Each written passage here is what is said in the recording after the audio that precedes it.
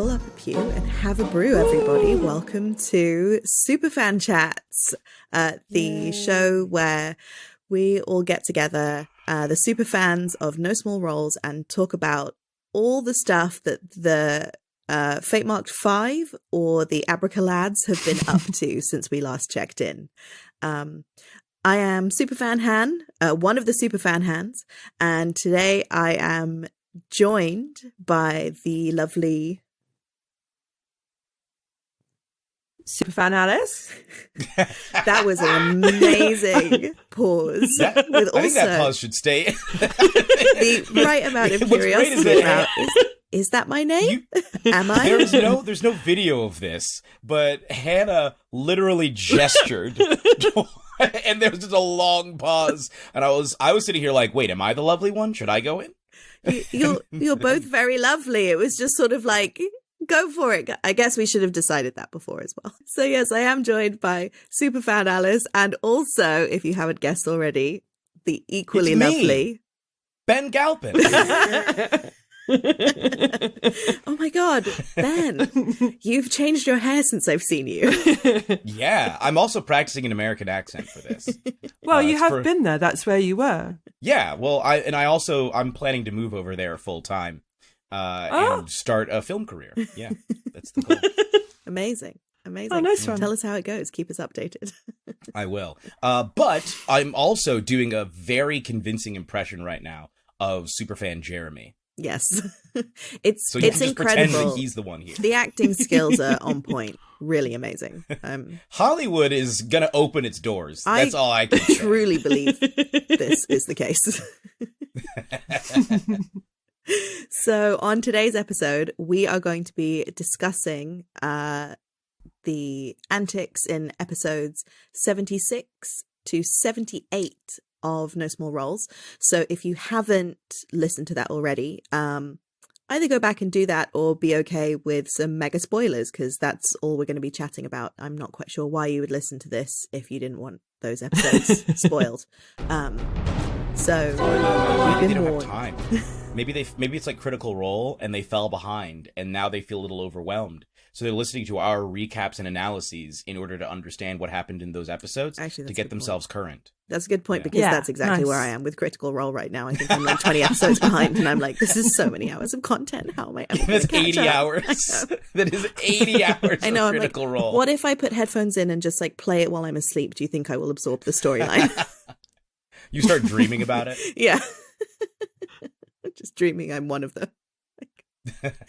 Like, Matt, what do I have to do? How do you want to do this? Ah! It's like you're being chased through your dreams by Matt Mercer. Like, how do you want to do this? How do you want to do this? And he just keeps making weird sound effects. Yeah. It's just like, they're so convincing, but so scary. Waking up. You have a D20 in your lap. Like, as you wake up, Where did this come from? Yeah. Yes, that is exactly what is happening. No, I was the one who was going to take the recap of episode 76, so I could kick us off if everyone Do it. All right. Hey, I'm a soccer ball. Kick me. So, episode 76. Do we remember what episode 76 is called? Breakfast bouquets. Thank you, I didn't realize Alice. we were doing titles. I'm Like stalling while I scroll back through my podcast feed. Yes, Breakfast Bouquets, episode 76, Breakfast Bouquets. So, returning to the Swan Inn, Gwendolyn drunkenly passes out whilst Juna caught Enkidu up with everything that had occurred since the Twain Tide Tea Tournament Festival, including the revelations about Carhilda, all while tattooing him with a sending spell. With Gaius returning from his tryst with Eustace, the party rested and spent the morning preparing for the journey ahead. Enkidu used his sending tattoo to reach out to Scarpus. Eustace bid farewell to Gaius with a bunch of flowers which turned into butterflies, and Gwendolyn and Juna used a divination spell to learn that the dangerous omens of the Carhilda name were entirely up for interpretation. They looked at the Crownswood map that Enkidu had been given, discussed the local advice, and decided which paths to take. As they all readied themselves to leave, Juna quickly scryed on Gwendolyn's mother, Sigrid, discovering she was in the Dravanian royal palace. The scry was interrupted by the Petra-possessed Orin hiding in the bushes of the royal palace. With some quick sendings to confirm that Petra was attempting to gather allies, seemingly including Sigrid, they all packed up and made their way out of the Swan Inn. Quite a fun episode, that one. Yeah. I like it when they're drunk. Stuff always seems to go down. When you put this group with alcohol, it's always a delight. Yeah. Yeah. Although I feel like Juna drunk is very much like Juna sober. Yes. Yeah. Similar vibe every time. Yeah, I get the sense that Juna's one of those people that's quite good at holding her drink, and you can't tell until she's like so unbelievably hammered that it's impossible to hide any of it anymore. Yeah. Yeah. I think Juna's a tank. Yeah. Yeah. Absolutely. Yeah. Yeah. The wrinkles give her more endurance. She just stores all the alcohol in the wrinkles. Kind of soaks it all up. Yeah. By the end, she's completely smooth-skinned. That's how you know she's really drunk, is when all the wrinkles have been smoothed out and she's 5 feet tall. I find the continued information about the Cahilda name to be a very interesting, like, that is a fascinating plot line. And it's yet another plot line that I'm like, man, this could be like a whole 20, 30 episode arc. You know what I mean? It feels like to like go and like, we have to go and confront all of the orcs and get to the bottom of the, like, that's what that feels like to me. There's so many like storylines for each character that feel like they could have long arcs unto themselves. Yeah. Another thing, until I saw it written down, I had no idea, because of the non-rhotic nature of the English accent, that Cahilda is actually Carhilder. Yes. I actually needed to see it written down to figure out how it was spelled, because that is not how it was spelled in my mind. Because you don't hear the R's. No. I definitely didn't hear the R on the end. That was unexpected. Yeah, that was really interesting. I think I had this idea that it was spelled more like in a sort of like Romance language kind of way, rather than this very like almost Nordic. Yeah, like Nordic, or kind sort of Russian, kind of like quite hard stops in the way it looks. But fascinating. So this was sort of wrapping up a little bit of the information from the previous episode, obviously, which was like when Gwendolyn was drunk and the whole interacting with the Orkosh, the people from Orkosh, and the whole Carhilda finding out that it does produce a very strong reaction. And I did feel a little bit vindicated, because I feel like I said a while ago, she doesn't know what this name means, so her using it everywhere could be a little dangerous. So I felt a little bit smug on that one. I think you're right. I seem to remember you saying that as well. Yeah, you're right on the money. But just, I mean, well, because I was also like, she keeps telling everyone she's Gwendolyn Rose as well, and there are people after her. So I think my sense of, maybe it's just I'm very paranoid and I have a very heightened sense of danger. So but that whole revelation, I agree about Carhilda and what it means, but also the fact that it's a name with like an omen attached to it, but an omen that is very subjective in its interpretation and could almost be like swayed by people's actions as well as fate, was such a fascinating concept. Yeah. No, I think it's really exciting. I'm not getting away quickly from the fact that I think it basically means she's a vampire slayer. And, you know, I just think it's such a cool thing. Just the idea that it's sort of a destiny thing, and it could be bad and it could be good. It just, I'm not going to stop tooting this horn. Because there's something so exciting about the idea that there have been past Carhildas, and there could be stories about that. You know, there could be an entire arc about the first Carhilda or something. I just want to know all the stories. I'm looking forward to them finding out these folk tales. who knows where they'll get them like from. a mini series. Yes, like a whole Carhilder mini series. So good. Yes. Yeah. Who would you want to be in that? Would you want the main cast to be in it?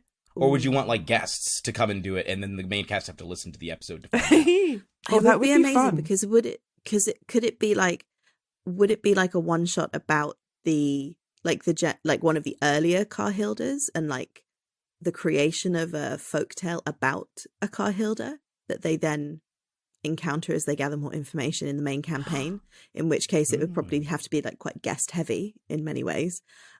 Or would it be like a quest to find out more about Carhilders, and therefore the main cast could probably do like a bit more of like a side one shot type thing. I like the idea of doing a special thing where the main cast keep finding evidence of stuff that contradicts itself. And each time they read like a different story or a different piece of evidence, that little section is like a 10-minute vignette that's played out by guests. So David is telling them the story in the moment, and then they sort of edit in his narration over like a couple of the scenes and stuff like that. I think that could be pretty love cool. that. Oh my god, that'd be so cool. Like little like taking other games and using them as flashbacks in the main campaign. That would be So basically what you're saying, Jeremy, is both. Yes, exactly. ¿Por qué no los dos? Let's combine them. I love it. Why not, indeed? Bonus points for the idea of vignettes and the word vignette, which I really like. So yeah, it's such a good idea. Thank you. Also, I wanted to throw out Could we cast it with Superfans? Oh! Yeah, draft the Superfans in to be the flashback people. Whoop, whoop, whoop. Yeah. Yeah. I wanted to say one other thing is the spelling of Carhilder makes a lot more sense of the way they were pronouncing it on the show, because they've been hitting the ka way harder than I would have expected. Because I think similar to you, Hannah, I was imagining Cahilda. That like Cahilda. Yeah. That would be pronounced Cahilda. It wouldn't be pronounced Cahilda. It would be Cahilda. Yeah. And so every time they'd hit the Cahilda, I was like, this is an odd way of pronouncing that. Yeah. And now I look at it, I'm like, oh, it's because it's not Ka, it's Car. Yeah. It's Carhilder. Yeah. And I really expected it to have like an E on the end. Like even Hilda spelt like, instead of with an A on the end, with like an E on the end, like a very kind of, French, Germanic kind of, quite lovely, soft. Nope. Yeah, not even an ER, just an R. Yeah, which is really interesting because of it. I feel like David's doing an amazing job of giving a real flavor of all the different cultures in such different ways, like right the way down to the way their languages and their names would be spelled. And that is like another way that I feel like his storytelling is so rich. Mm. That is like an Orcosian, would it be Orcosian? I think Orcosian name or Orcosian name. Something like that, yeah. Yeah, I agree. And it just gives you this sense of like the way they speak in Orkosh. It gives you a sense of like what their culture might be like, just through a name, which is so interesting. Yeah. And so clever. They had like the Orkosh or the Orkosian woman who was in the Shattered Runes talking, and she sounded a bit kind of Russian-y when she was talking. Oh. So yeah, that makes sense. That would make sense then. Yeah, I get the sense that it does have sort of influences from like kind of Russia, Eastern Europe, sort of like Slavic stuff. Yeah, sort of Slavic or Balkan, or there's something about it that seems really interesting in that way. I would love for them to go to Orkosh. Oh my gosh, that would be so fun. Orkosh. This is off topic, but what you just said reminded me. There was a store when I was a little kid. I think it was a kid's clothing store called Oshkosh Bagosh. Yep. And and you saying that, I'm like, Orkosh Bagosh. Yeah. Or because you were like, Orkosh, oh my gosh. And I was like, that would be go to Orkosh, oh my gosh. Like the name of the mini campaign. Orkosh Bagosh. Yes. I like there. Can I make a formal request that there is a line of clothing stores in Orkosh called Orkosh Bagosh for orc children? David, please honor this request. Yeah, they have like little tusk warmers that like you could put on your child. So because they're still learning how to use their tusks. Oh my God. You don't want them to be crunching on everyone and everything because that can cause serious injury. So you put like little mittens on to sort of blunt their ability to bite. That would be amazing. That would be amazing. I love it. Little fantasy dungarees. Mm-hmm. I think the other thing about episode 76, to slightly bring it back to where we started, maybe, was just the adorable interactions between Gaius and Eustace. Yeah. I was just about to mention that. Oh my God. I loved that so much. It was, they were both so kind and sweet to each other, even though it was very clear neither of them wanted more than like a one night stand. It was a bit like, if you're ever in town again. But it just seemed so like very tender and respectful. It was just really lovely. Yeah, it was very sweet. I was surprised by how coy Eustace was in the morning. Like, I guess because he's sort of a bit older, I just kind of assumed he'd be cooler than that. But no, he was just really like embarrassed and had clearly had a lovely time. It was very sweet. Yeah. I kind of ship it. Yeah. I kind of hope we gotta. I feel like I want these people to all be in relationships by the end of the series, or unless they don't want to. But still, like I don't know. I feel like it would be nice for guys to have like a boyfriend that he could be messaging back and forth with as he travels around. I think it'd be really cute. Yeah, it would be lovely. It would be lovely. I feel like if he had a relationship, it would be extraordinarily open. But yes, it would be nice if he had like one guy that he went back to. Yeah. Yeah. Sort of his primary, I guess, I think is the term. Yeah. Yeah. Yeah. Deciding Gaius is polycule already. Who else would we add? Who else is joining this party? So. What other NPCs or PCs would we add to this polycule? I don't think Enkidu is going that way. Like I just don't get that vibe between the two of them. No, but you know what? The Gwen Kidu fodder they have been putting into these episodes is making me like, when is this going to happen? Because it's inevitable. But also, there's still some Dwayndolin, as we'll see in the next episode.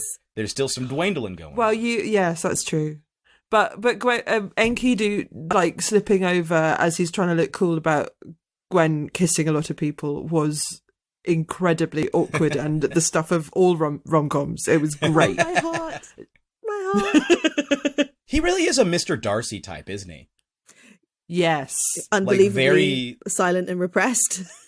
Yeah, and very like stiff and like weirdly judgmental, but also once you get past it, not at all. Yeah. Like he just has a strong ethical system and sometimes rushes to snap judgments.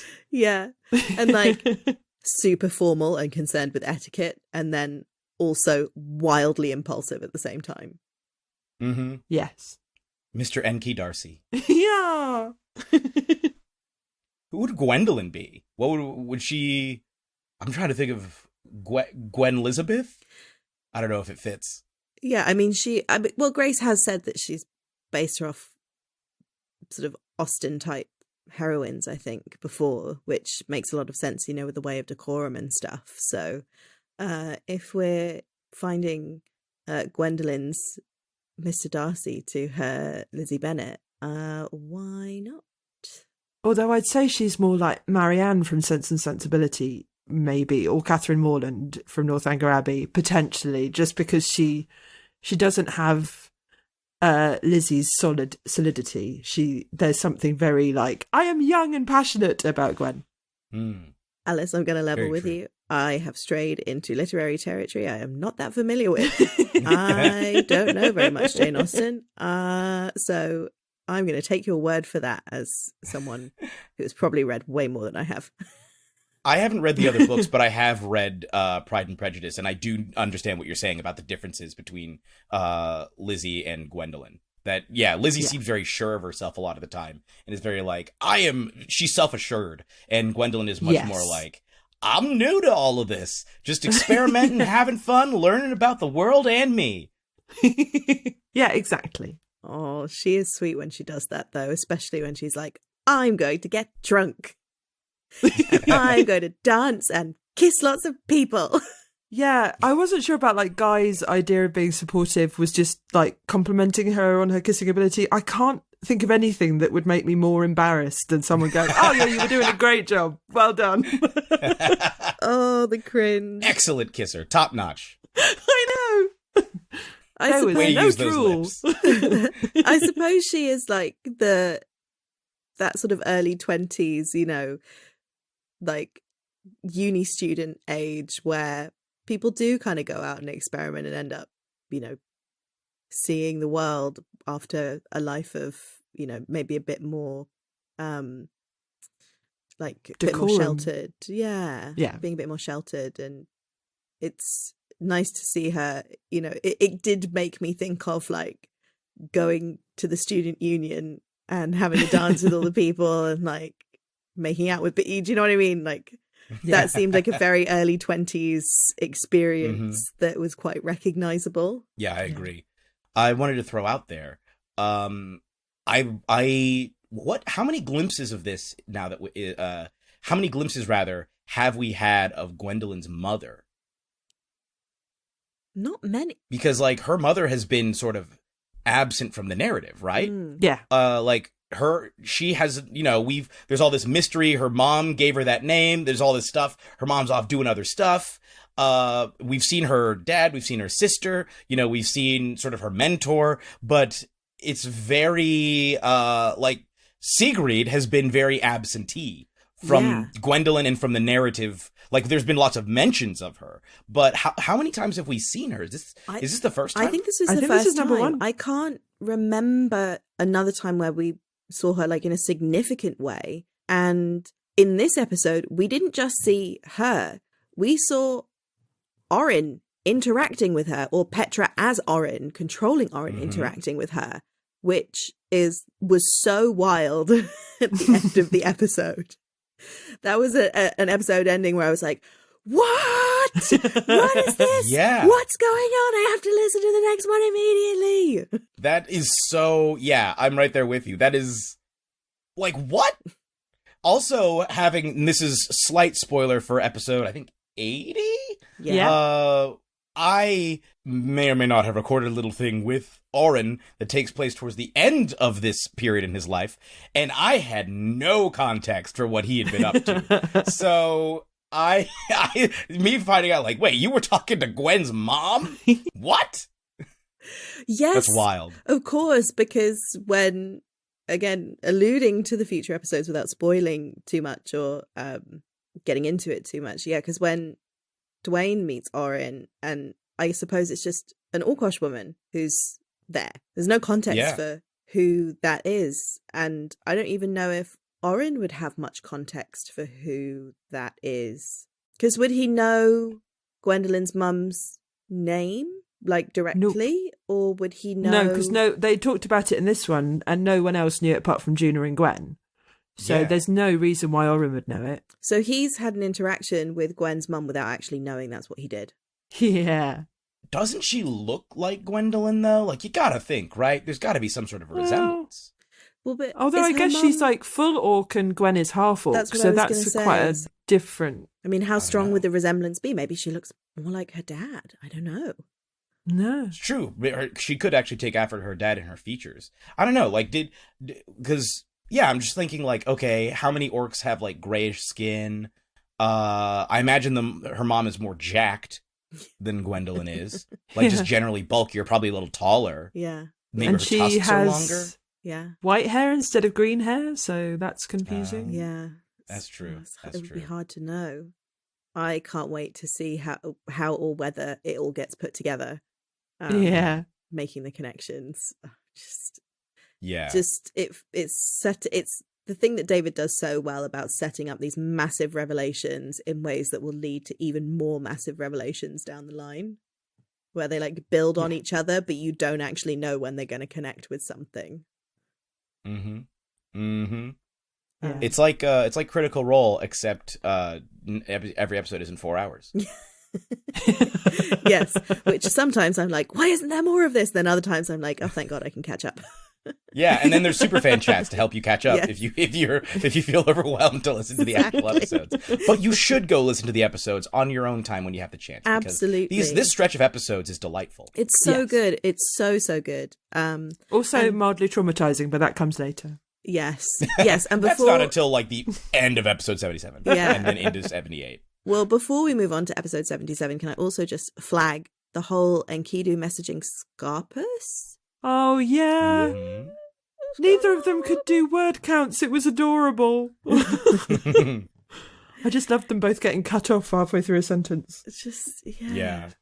That was very... Just another one of those moments that it just gives you such an insight into how rich each individual character's story is within this world and how much there is. I want to find out so much more about all of it. Yeah, it's a real testament to the players and to David for creating a very lush world and very lived-in characters who develop as well very believably and continue to form more and more connections. Yeah, absolutely. Where is Scarpus? Did we know that? Did they say? Oh no, I was just wondering. Don't think so. No, I think I don't know, because he just used the sending. Yeah. I didn't have a clear sense. Yeah. And I don't think he said. I just wondered if we could see them, because she's got to be a good repository for stories as much as anything. Yeah. Well, anyway, episode 77. I was going to say, should we chat about the next bit while we all ponder? Yeah. Yes. Yeah. Let's continue pondering as I give a brief summary of episode 77. Episode 77, because we're doing episode titles now, is called The Crown's Wood. That's right, The Crown's Wood. This is kind of another light and happy, for the most part, episode, or just sort of fun and interesting, like, oh, we're goofing until the end. So, heading into the Crown's Wood on the backs of their new horses, Cleinias. Is it Cleinias? Cleinias? I think it's Isn't it Cleinias? I think it should be Cleinias. Oh, man. Because the way, look, once again, I see the spelling, and I don't think IUS should be pronounced Eus. I think it should be pronounced Eus. And because of the EI, I feel like it should be Cleinias. Yeah. Or Cleinias. I'm just saying. Come at me. Come at me, Cass. It's a fantasy world. We can say what we want. Yeah. Rouge, Starlight, and Tubes. Oh my God. The maybe I reason mispronounced for the name those two. Tubes. We'll get to that in a minute. Sorry, I'll stop interrupting your recap. No, absolutely. And the party mused on their experiences with nature, growing up, discussed the ethics of eating rabbits. There was a little bit of hunting that took place, including a full-on critical hit on a rabbit. So it died very quickly, and presumably painlessly. With concern from Gwendolyn, Juna contacted Pharazine and found that she and Myra were near to Pryden, with only a little trouble caused along the way. After a failed attempt to scry on the dwarven member of the Children of Havoc, Juna is scry happy, by the way, just throwing that out there. She is unbound and is scrying on everyone. Juna looked in on Dwayne! Hey! Yeah, to find him lingering pensively on a balcony somewhere in Aeland. And then we had a little sending conversation with a little Dwayne cameo. I think what Juna said, "Don't drink the milk." Yeah. Which is I forgot I'd even said that ever. Until they sent me that. I was like, good times. So there was a little sending, teasing, and on the second night in the woods, there was a host of small, like tiny lights that appeared on the side of the road. Enkidu and Gaius were charmed immediately and drawn closer to them. And the party tried to pull each other away from the lights, hold each other back, but they were caught in a sticky trap and swarmed by skittering insects. They were fighting off the biting bugs, and they did manage to escape the swarm, itchy but alive. But as the day continued, so did the itching for Gwendolyn and Gaius, whose bug bites were now eerily glowing. And that's when it got real gross. Yeah. Mm-hmm. I mean, the fight wasn't good for me. I didn't enjoy feeling the fight itchy was rough for a for good you? half hour. Like, however long the fight took, the whole thing was like, oh God, they're on me. Sorry. It was kind of, that was a lot. pretty yucky on a sensory perspective. Yeah. Yeah, I loved it. I like it when stories make me uncomfortable. Yeah. And I was like, yeah, have a swarm of weird parasitic fireflies. This is a great idea. I'm so on board with this. I feel alive. I'm feeling something. Exactly. Yes. Harder. Make it worse. Yeah, I've had similar combats that I've run in some of my home games. And my goal is always to have everyone either feel alive or have them audibly gag. That's the goal. And yeah, this was suitably gross. Thank you, David. It was very effective in its aims of grossness and creepiness. So it was a very, very visceral feeling that I got listening to it as well, which I don't know if I enjoyed as much as you did, Jeremy, but I definitely appreciated. Alice is like, nope. Hard nope. I had to listen to it all on double time when I was re-listening to it just so I could get through it. That's fair. Yeah. That's fair. Yeah. But there was some fun I like the bits fact that in they the were fight. fireflies. Yes, that was cool. Oh, sorry. No, there was some fun bits in it, like Guy pulling him and Juna through the dimension door and falling out onto the road was like a really cool image. That was really fun. Mm-hmm. And like the idea of fighting something that's on people, so you have to be really careful, is really inventive. It just means that they have to think really carefully about what they're using. Otherwise, they might hit each other, which I think happened. Yeah, it's not just another combat. It's like they have to start being really creative with what they're doing, and their actions could have even more severe consequences than, like, I don't know, accidentally making elemental stronger. Who would do that? By attacking it with its very same element. And also the horse dies. Oh, why? Yeah. R.I.P. I loved the little Dwayne cameo. It was so nice. And it was so nice to have your voice in it as well, Jeremy, rather than it being like David doing an impression of Dwayne. It was so nice to actually have the audio in there. Mm-hmm. Yeah, every time they hit me up and they're like, hey, could you record like a tiny little thing for Dwayne? I'm always like, oh, yeah. Oh, that's so fun. And it's usually like little voice snippets. It's usually like record like a 1 to 2 minute little thing. And I'm always like, oh boy, I can't wait to see where this shows up. It's so cute. It's so cute. And it's so funny as well because like that's so much like Dwayne getting these little sendings just out of the blue. Like he doesn't have any context. Respond. Imagine Dwayne doing this in the middle of like the continuing adventures. Like he's in the middle of like these really emotional moments and then suddenly getting like, hey Dwayne, don't drink the milk. He's like trying to pour out his heart. I'm like, my dead husband, or he's not husband, but boyfriend, all this stuff. Yeah, I do wonder about that with their sendings and also the scrying. Like you said, Juna is going, she is so nosy. She's like, I'm going to scry on everyone. I'm going to detect all their thoughts. I'm going to dig around in their brains and look at what they're doing. She is becoming a bit of a peeping Tom. She's always been like this. Come on. It's not a new thing. Yeah, but now it's got worse because she's got more becoming power is not. to do She's more always of been it. a peeping Tom. She's just got more abilities to really indulge that side of her to be so nosy. I wonder, is there anything that, you know what? I think Dwayne may have to like learn non-detection. Like at some point, he may need to learn the non-detection spell just to avoid Juna scrying on him. Yeah, or find some kind of magic item that like prevents you from being discovered in any way or scryed on in any way. Because otherwise, she's going to drop in at a really inopportune moment. Yeah, and like you're on the toilet. Just like reading a book. Yeah. Reading a scroll on the toilet. You get a sending like that's like the third time you've been reading that book. Like you've been stuck on that page. Never gonna finish 3 it. months now. Just give it up. Go read. I think you're just not a reader. Just give it up. And you're just like, I wouldn't put it past Juna either. No. I'm surprised that she didn't scry on Guy and Eustace just for a cheap thrill. Like, there's part of me that's wild. like, no, she wouldn't cross that line. And then there's another part of me that's like, she would. She might. Like, She might. her boundaries, is she for the light, the dark, or the balance, or just the really, really curious? This could be an indication of the balance where, like, because scrying is not an inherently bad thing, neither is detect thoughts.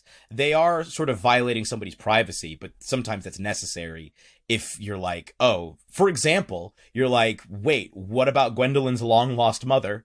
Can we find out, like, what happened to her? Or if you're genuinely worried about somebody, or if, like, okay, in the case of Dwayne, she saw Dwayne as potentially a threat to Gwendolyn in some way. Like, he had broken her heart, he mistreated her and was this super slick dude, so she didn't trust him. So it's understandable that she would then read his mind to try and, like, because that's her version, I guess, of doing a background check. Yeah. She tried to check his thoughts. Yeah. Just really, like, trying to see what his intentions are. And, she usually does it in the service of, like, protecting someone else or trying to set up more protection for her loved ones or see how they're doing or like check in on them, in quite a nurturing kind of way. And it's beginning to slightly edge out of that territory, I feel. Well, it's nice to see her kind of being a lot more relaxed with Dwayne instead of, shouting at him. So that's nice. Yeah, definitely nicer for Dwayne. Yeah. Although even still, his main memory of Judah is she yelled at him a bunch and then she randomly messages him sometimes. Yeah. So that's like every time he gets a message, it's sort of like, okay, well, hey, hello. Please don't yell at me again. And I should also say, in Judah's defense, this was Gwendolyn's idea. I think Gwendolyn requested that Judah scry on Dwayne, which is what I'm saying. The Dwayne Fabulosa, the ship continues to sail. It does. It really does. It's difficult to say, but it's easy to ship. Dwayne Fabulosa. There we go. We got it. Oh, we've got Gwen Kidu. We've got Dwayne. It's like, which way is it going to go? Is there going to be a gentlemanly duel? Oh, it could go both ways. Yeah, it's true. It's true. It could just be that both of them are like, yeah, I'm cool with it. I feel like Gwendolyn and Dwayne would be down with that. I'm not sure about Enkidu. I'm not quite sure where he would stand on that one. He's already got a lot of people in his head. Oh, that's true. If someone dates Enkidu, is that automatically a polycule? Oh, that's true. Well, at the very least, there's a lot of other people just hanging out. Yeah. Like every single date, there's just like what, 6 other people just like one of them might like murder chilling you. there like, hey. One of them like takes over and is like, hey, I just want to let you know we really do not appreciate the way that you were treating Enkidu, and I would like to know, what are your intentions? Oh, which one would that be? I wonder if it would be someone like Hina. Yeah. Being like, excuse me, just like to know a bit more about what you're planning with my good friend Enkidu. Yeah. What's going my on? good friend and body. Yeah. My host. What are your intentions? That would be hilarious. I love the idea of Enkidu meeting with all of his friends inside of his head and having like them be like, look, I don't like him. I'm just gonna be honest, I don't like him. Or like giving him like a rundown of how he did on a date. Like, oh man, you really fumbled that one. Oh, brutal. It was going what did so you hold well. her hand? You didn't see how much he was trying to touch your arm? What's going on?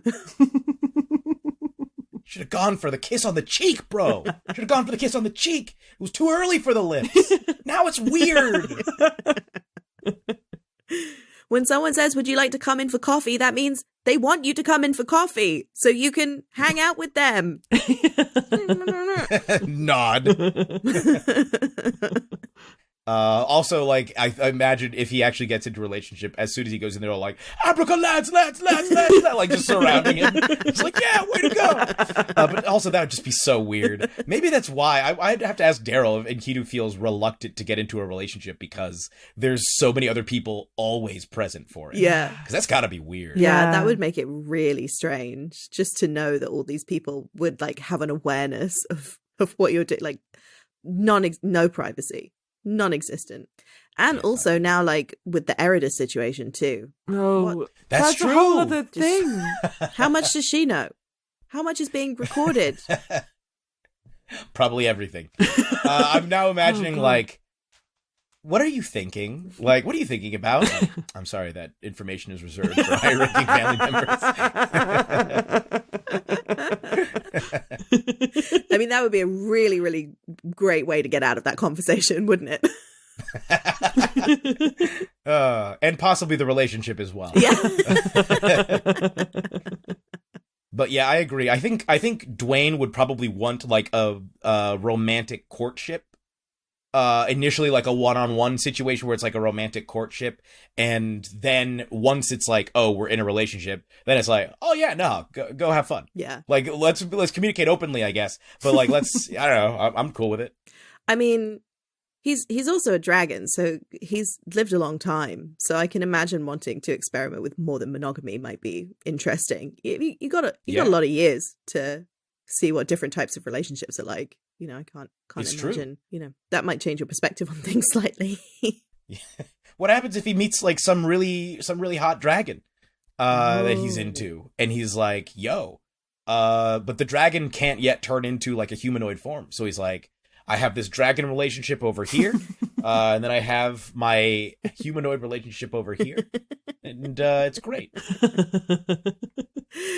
Like, I'm really enjoying this discussion of like the logistics of fantasy dating. Like how would it work?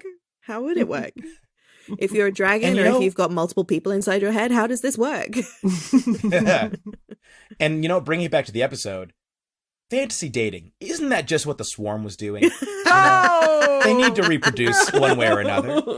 That's how it goes. This is how they do it. It's a fantasy date. The party there was romantic lighting. There was charm.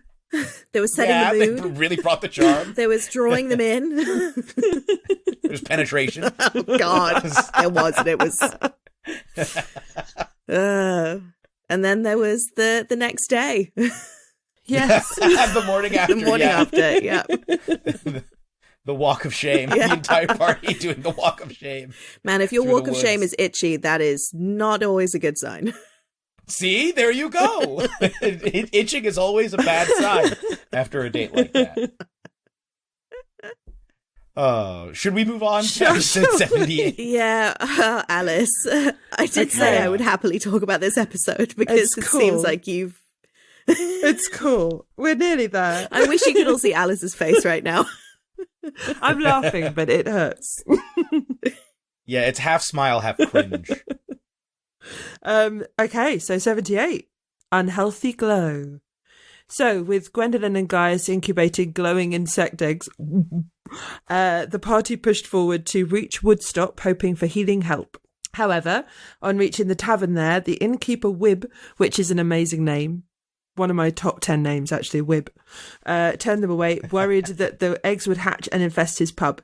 He sent them on to find the Grove Mother, telling them to look out for fox statues along the road. As they set out, following the northward path, Juna focused on purifying some holy water to help fight the infection.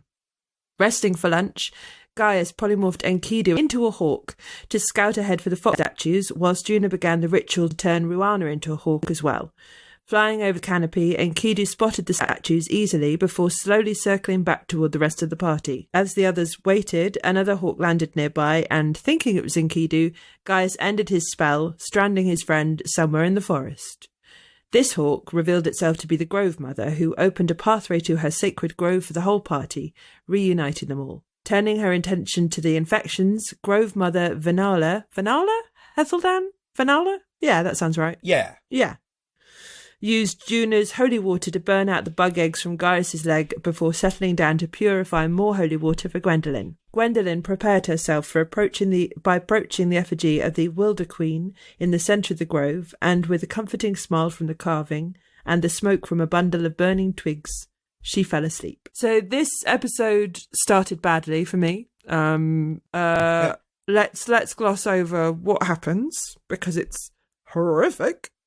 I like the fact that everyone was just in the background making vomiting noises and going ew ew ew ew ew, because that's how it felt listening. It was disgusting and I hated it.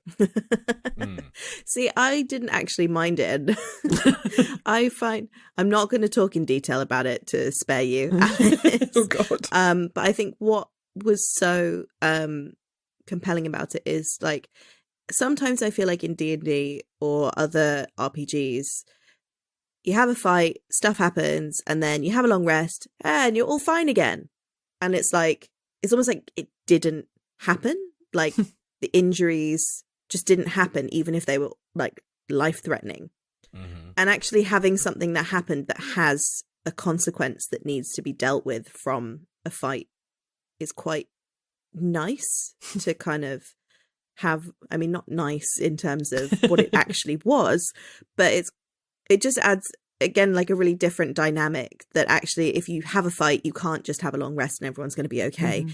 That it's going to be a bit more complicated than that, and maybe you need to think about defending yourself a bit better or being a bit more creative or tactical about what you do in fights going forward, or the information that the investigation that you try and do. Yeah. So I think, that's a cool way of looking at it. Yeah, I agree. And I do think they didn't go as graphic as they could. Like, you know what I mean? They didn't go overboard.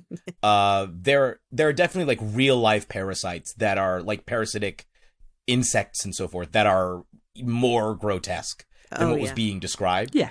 So, I like that they still use some restraint in terms, like, I would have been fine with it, but I also understand that I am not most people.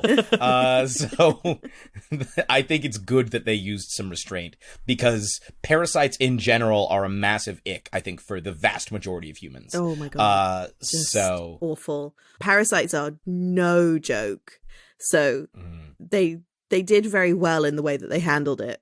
Yeah, I think Darwin said that he was quite religious, but he said that the only thing that made him not believe in God was parasitic wasps.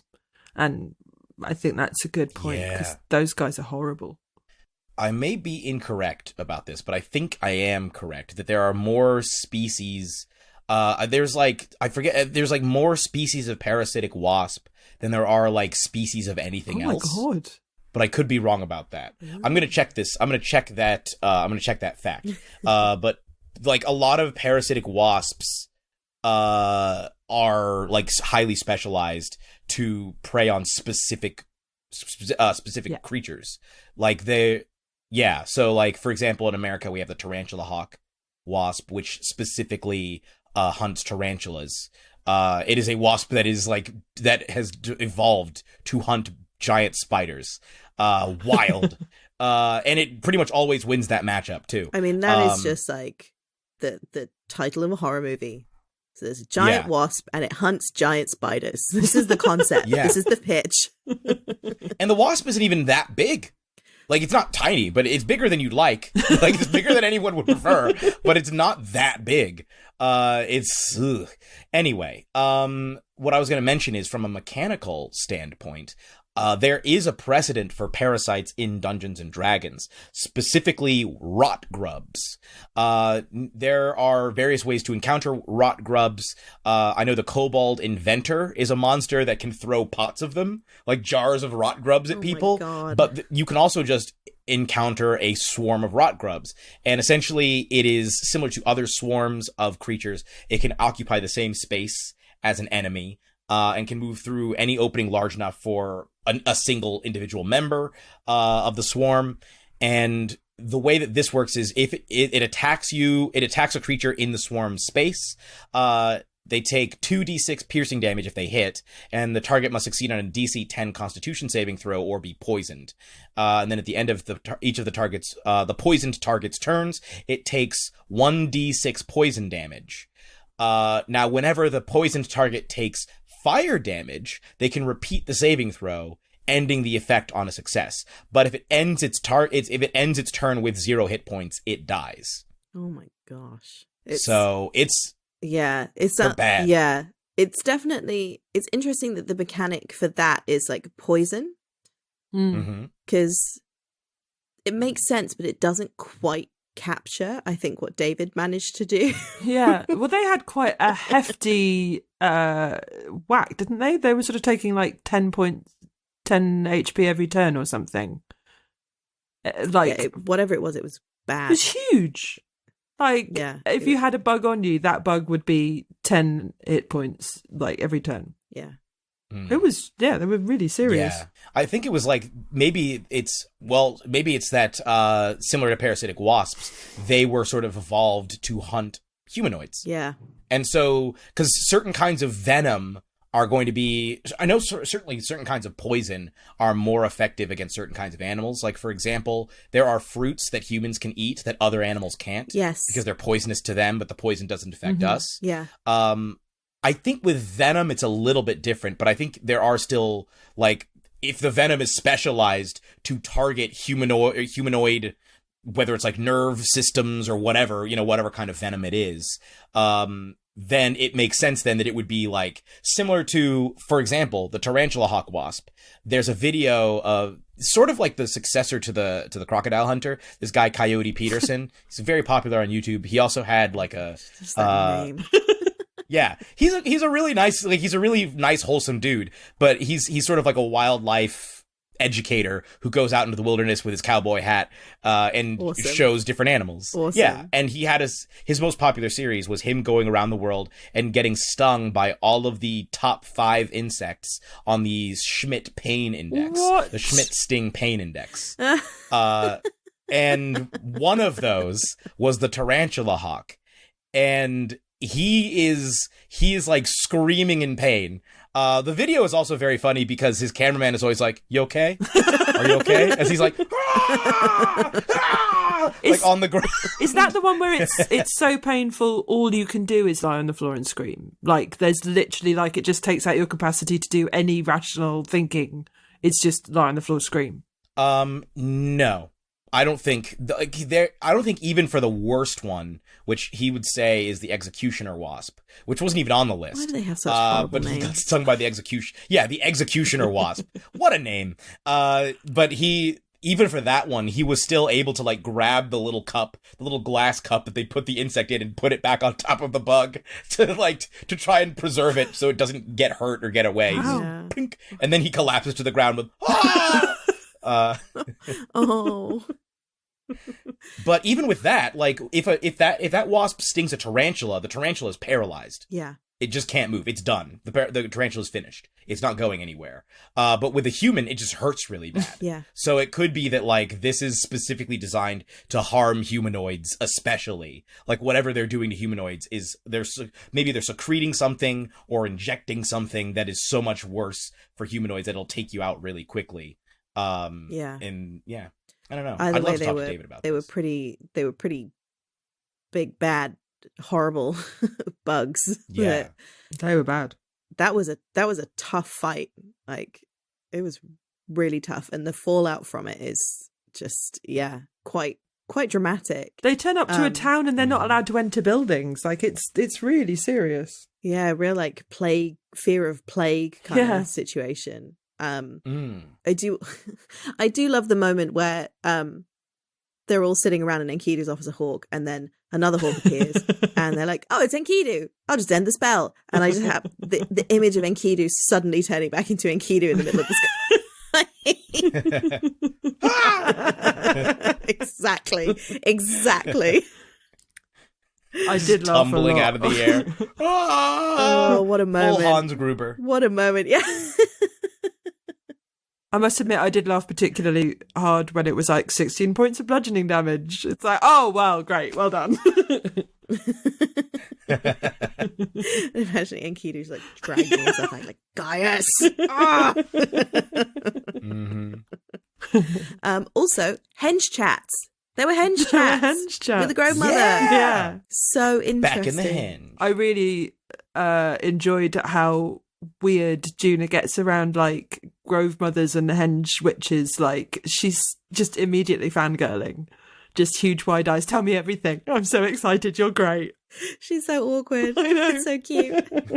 Yeah, it's adorable. I think that because we don't get to see that side of Juna, where she seems like she's always kind of enthusiastic, but she's never quite so like childlike.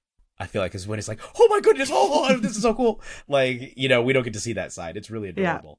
Yeah, because I guess she's usually in that role when she's around Gwen, which is like the more nurturing, wise figure who's, you know, like, yeah, I'm just kind of finding my path and figuring things out. And, you know, that's sort of a very like wise, quite like mindful sort of take every day as it comes kind of attitude. And then she meets people who have other knowledge or who might be like more powerful than her, and she just turns into like this like teenage groupie, like, oh my god, you're so amazing. Yeah, I'm also curious because one of the things about this encounter is it felt unlike most of their encounters, like the large majority of the encounters in this campaign, it felt the most like a random encounter. I don't think it was a random encounter, but the way it happened was just they were traveling and got attacked, which is typically not. It's usually like they are in a city and they happen to witness something and then they interact with people and, you know, there's pulled into a larger. This was just like, y'all got hit by a swarm of bugs. Yeah. And now you got to figure out what to do with yourselves. Mm-hmm. Can't go to the pub. Yeah, that's not the solution. I will also throw out, it is possible that instead of the rot grubs that David was using the carrion stalker, because the carrion stalker is it's a tiny monstrosity that it doesn't hit real hard, but it does have it has an ability called larval burst, which is similar to the rot grub thing. That sounds bad. Yeah, it's not good. You have to make a DC. It basically releases a bunch of larvae in a 10-foot radius sphere centered on itself. Every creature has to make a DC 13 con save or be poisoned. And then a creature poisoned in this way takes 2d6 poison damage at the start of each of its turns. And it's any effect that cures disease or removes the poison condition instantly kills the larvae in the creature, ending the effect. So it's different. It's not fire with this one. But it's the same situation where, like, if you're reduced to 0 hit points by the infestation, or you start your turn with 0 hit points, you die, the larvae remain in the corpse, and then they survive to become, or one of them survives to become another Alice's poor stalker. face. Yeah, just imagine the face that you're making on hearing the words larval burst, and that's just my face for the last few minutes. Yeah. It's not a good phrase. It's those not two words together, just unpleasant. The other thing actually I was thinking of just now is sturges.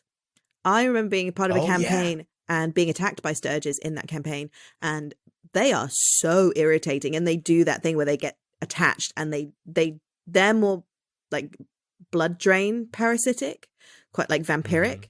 But like mosquitoes. Yeah, but big bat-sized mosquitoes that drink blood. And they look like almost like tiny little pterodactyl bats with proboscises that just drain blood, and they get attached. And because they're so tiny, they have like a really high AC because they're so dexterous, and it's like really, really hard to hit them. But when you do, they don't have very many hit points, so you can get rid of them if you manage to land a hit.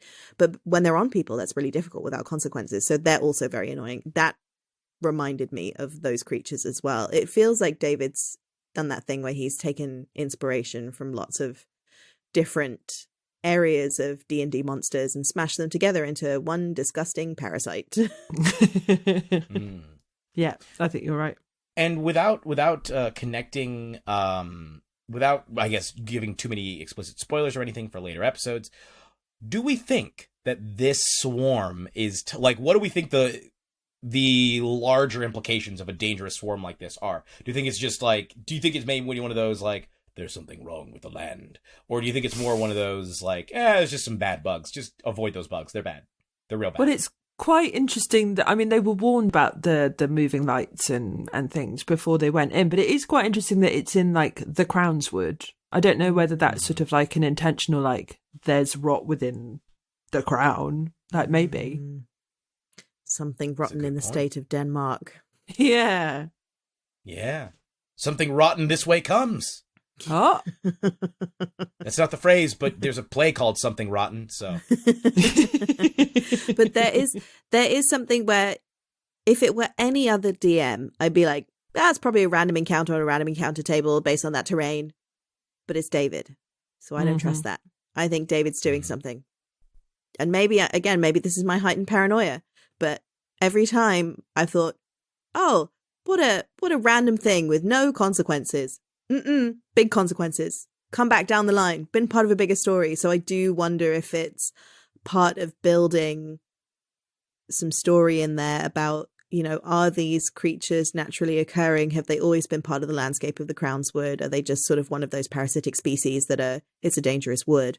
Or have they evolved or been placed there or been, has a creature been tampered with to create them and those released into the Crownswood like they're an invasive species? Or, what's going on and what is that telling us about what's happening in the wider world?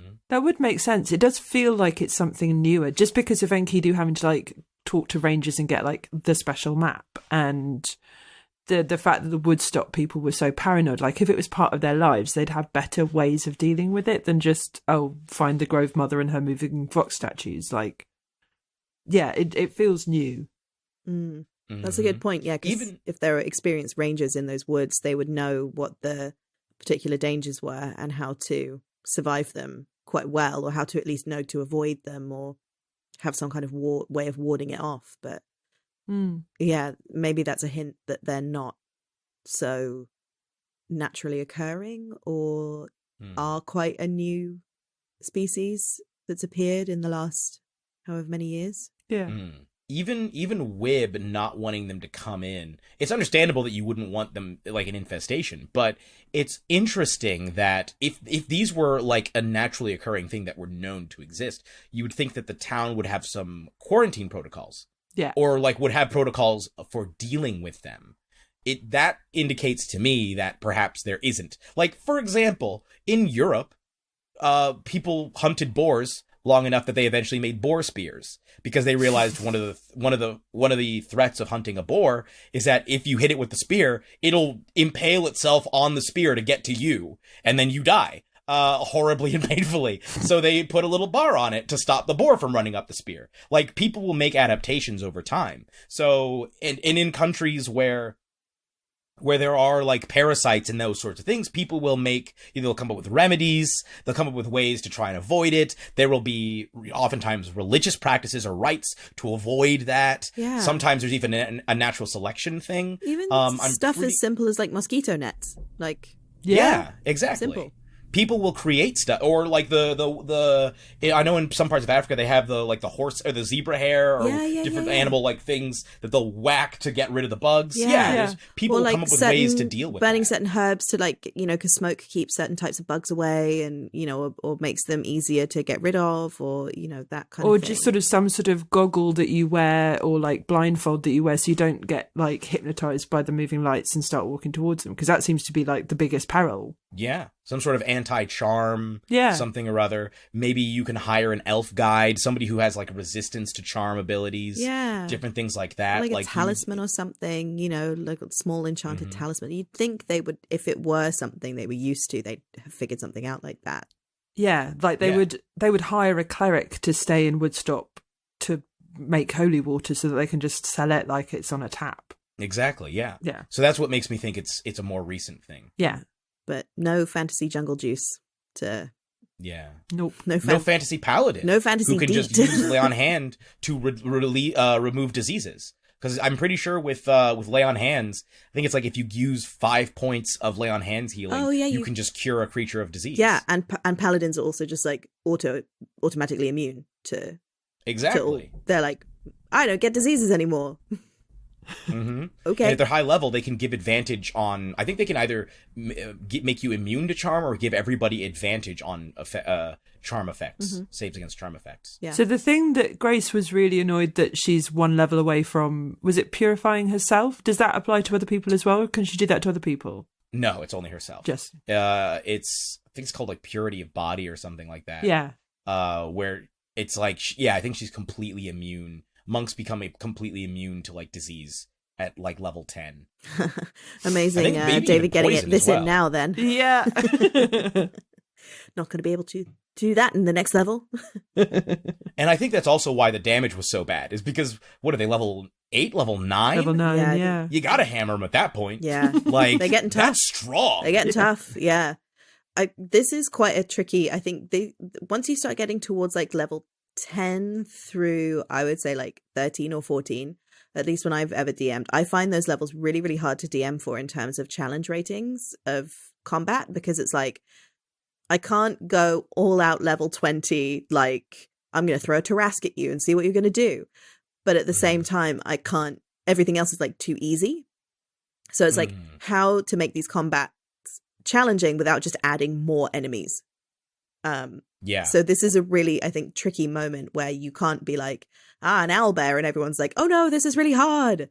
But you also can't be like, an ancient dragon. And they'll be like, okay, we're immediately dead. So it's that kind of sweet spot of like, how do you get enemies that are suitably challenging, but also are not a guaranteed TPK?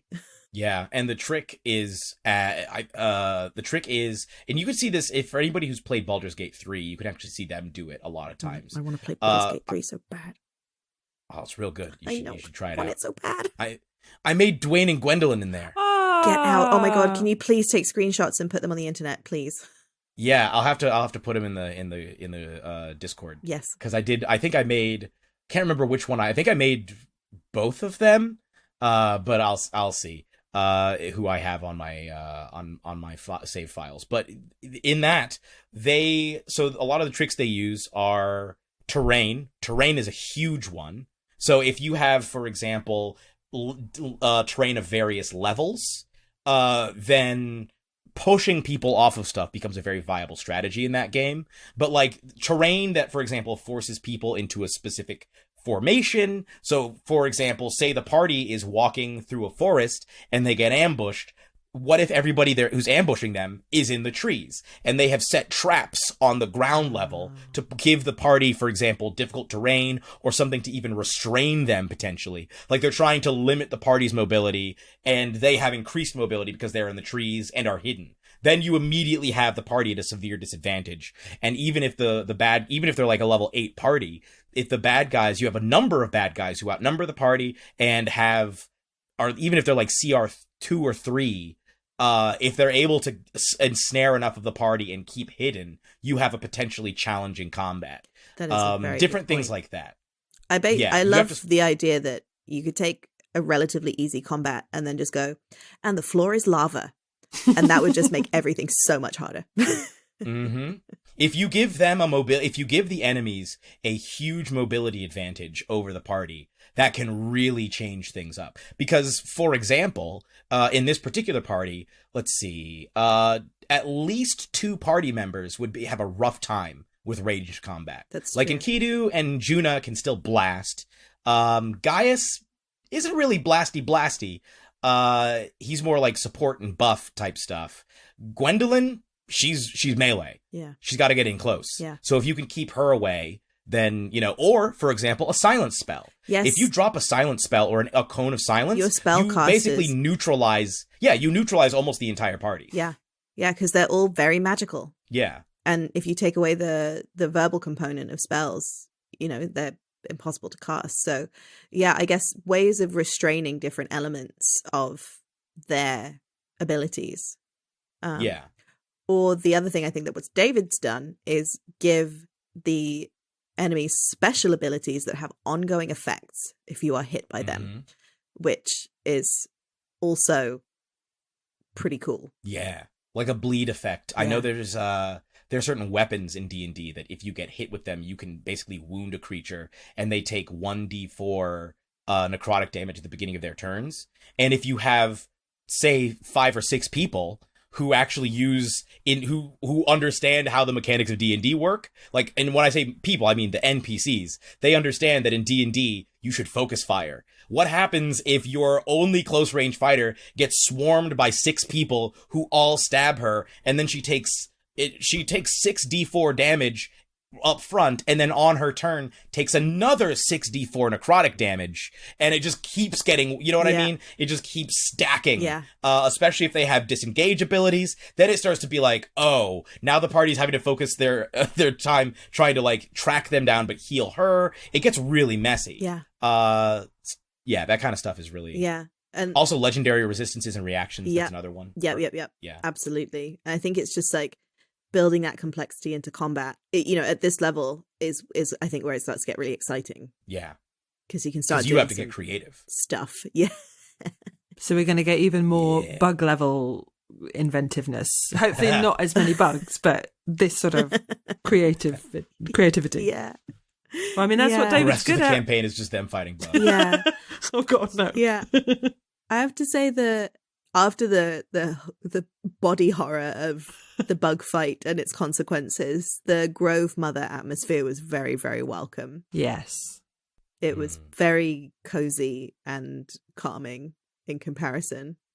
And I really love the whole Luckbringer Wilder Queen vibe. Like the tree, the carving is such a gorgeous image. And then he brought in this music, I think when the Grove Mother was doing the ritual, which sort of sounded a little bit like folk horror, but in a good way. Like, the really sort of fun, like Wicker Man kind of music. It just sort of had that sort of slight oddness to it. I really loved what he did with the music there. It was gorgeous. Absolutely. Yeah. I mean, David's music is always top tier. Yeah. It's incredible, but it just keeps getting more sophisticated. Mm-hmm. It's so cool. He's really on point. Yeah. Oh yeah. Shout out also for bringing back the Dwayne theme. Yeah. Episode 77, I forgot to mention that. Yeah. It's those subtle touches that it's like, I don't know if I know many other D&D podcasts that do that kind of detailed sound design in that sense. It's quite a unique feature of No Small Roles to me. Yeah. And it's lovely. Really lovely. Yeah. More D&D podcasts should have their DM be a composer. We just get has anyone considered that? Yeah. It's just real easy. Just find a composer, have him be your DM. It's that simple. Get John Williams to be the DM for your D&D podcast. John Williams, but also really, really good storyteller. Turns out John Williams, world-class DM.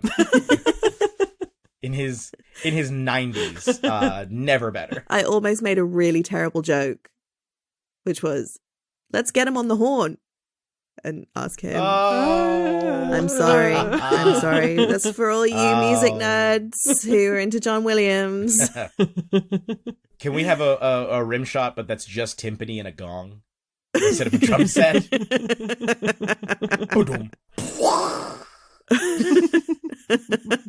The most dramatic rim shot.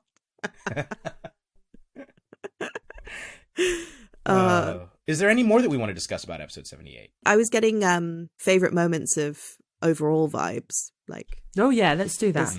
Is now the time to discuss. Like, so. if you could choose a favorite moment, what would it be? Oh. It's Dwayne. Yeah, obviously. I liked when Dwayne showed up. that was my favorite. All of it's just like, it was I Dwayne. may be slightly biased, but that was my favorite. Yeah, that's totally understandable. Because I guess being Dwayne is like fun to do as fun to listen to. So multiple layers. Yeah, because a lot of times it's a surprise for the cast as well. Yeah. Like they'll approach me and be like, "Oh, only one or two of us know that we're approaching you right now." So it's fun to be like, sometimes they'll send me recordings of the rest of the cast like responding to when they hear me do something, and it's like, "Oh, that's so cute." Yeah, that's so cute. And I'll get like, as a fan of the show, I'll get like small snippets of like, this is what's happening, but they won't tell me all the context. It'll just be like, oh, you get a message from Juna, just, while you're chilling. And I'm like, oh, okay, sounds good. How about you, Alice? Got a few, which is amazing given how much I hated some of these episodes. It was amazing the moment where we saw Orin, obviously. That was so exciting. Oh, and I think it's really funny that when Petra speaks through Orin, she still sounds like Petra. Like, it's been really fun imagining him going around talking with her voice for the last week. Anyway. And I like the bouquet going into butterflies. That was nice. And I really like the grove. I think it's lovely. Oh, and the name Wib, obviously, is a huge... It's a top-tier name. Top-tier name. How about you? Would that we could all be Wib. Yeah. Would that we could. Oh, God. It was a really great run of episodes. It was, like, really gripping. I think it's just going to have to be the Guy and Eustace interaction. I think it was just so cute. Yeah. It was just so cute and like funny, adorable, awkward but not awkward. It was just and unexpected. Although it is always really lovely, I think, like I said earlier, when there's a sending to another character and then it's actually the guest player's voice coming in an unexpected way rather than David doing an impression. So that, I think, it's just such a lovely little flavor thing dropping in and being like, oh, it is Dwayne. Yeah. It's his actual voice. Like, it's really cool. So yeah, I think, I just Guy and Eustace together. I think the ship, the ship might have to happen. Yeah. Oh. Does anyone have any theories? I guess because we've got 2 more episodes that we've already heard, it's maybe not too getting too into what happens in those. But does anyone have any like theories about what might be in store? I think that I've already kind of said one, which is that I think that those bugs may be tied to some larger issue going on. And also, I will say, I predict that at some point the party will unite with Gwendolyn's mother, and they will go on possibly some sort of adventure, either in Orkosh or in relation to Orkosh. And that Carhilder, I really have to get used to saying Carhilder. And that Carhilder storyline is going to come to a head. Yeah. I think that will be resolved in some way. Yeah. I'm so curious about, because they're sort of heading towards Enkidu's kind of demonologist situation. And I just have this really uncomfortable sense of the whole Erida thing running in the background and what is going to emerge around the demonology and the understanding of what's happened to Enkidu, both pre where we meet him in the campaign and post Erida, like, and how that ties in with the larger political picture as well. And is there something linked to what's going on in the Crownswood and the Henges, and like, what does it all mean? What does it mean? Yeah, there's a definite sense of like convergence happening, I think, with like Chargelt being in the this is from episode 80, so I shouldn't probably say it, but like we know that Chargelt's in the palace, we know that Sigrid's in the palace, like and Enkidu said he was being sort of drawn in that direction as well. Like they're going to go to the demonologist first, but he's like, there's a definite sense that somewhere in my body I'm being sent that way.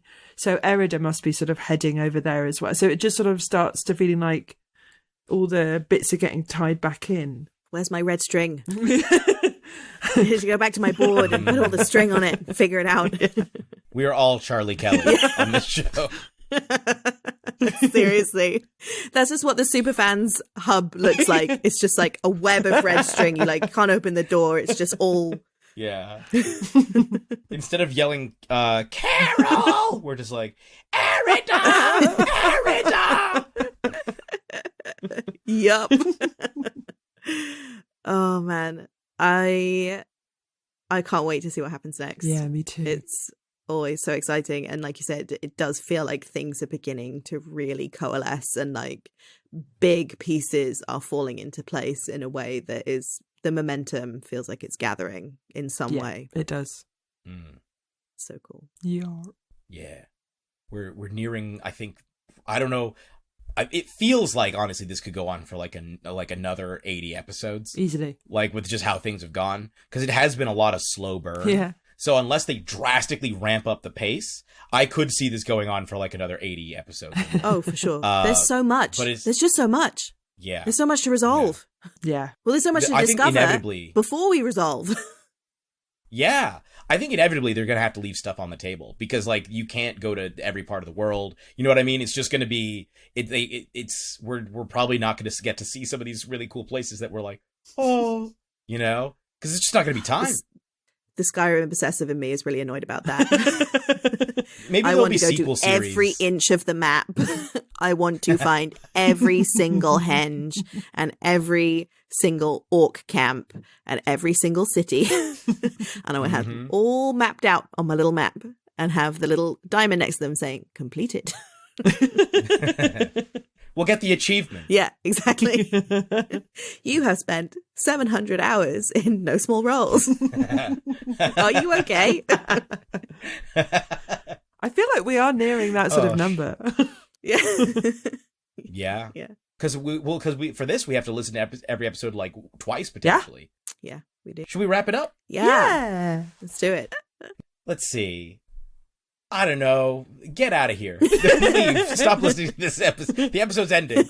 Go listen to more. Go listen to episodes 79 and 80. Yeah. This has been a pleasure. We'll see you next time. Just go listen to more No Small Roles. Be gone. And go sign up to their Patreon. Yeah. Yes. It's great. Go sign up for the Patreon. Because then you get more content. And it's great. It's all great content. Yes. And you get episodes early. And you get to help support the show. Yes. Yeah. So they can make more of it. Yes. Absolutely. Yeah. All right. Should we do the Anon for now? Yeah, let's let's do go it. for it. All right. Anon for now.